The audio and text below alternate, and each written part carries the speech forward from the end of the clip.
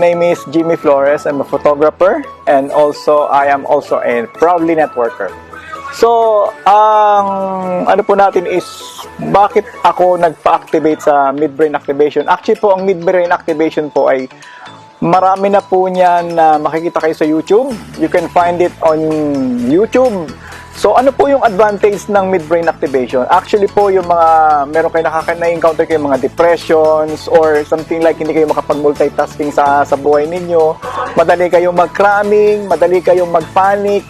Pagka activated po ang inyong midbrain, ay magagawa niyo pong lahat yon, makakapag-multitasking po kayo, and at the same time ay mawawala po yung inyong depression. You can control your mind. Okay? And at the same time, tumataas po ang intuition. Tumataas ang intuition, and at the same time ay you can control your mind.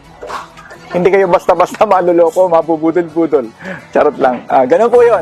So, I would advise and recommend magpa-activate po kayo ng inyong midbrain, at ito po ay malaking maitutulong sa inyo, especially po pag kayo po ay nagninegosyo. Kung kayo po ay nasa business side, importante po ang brain activation.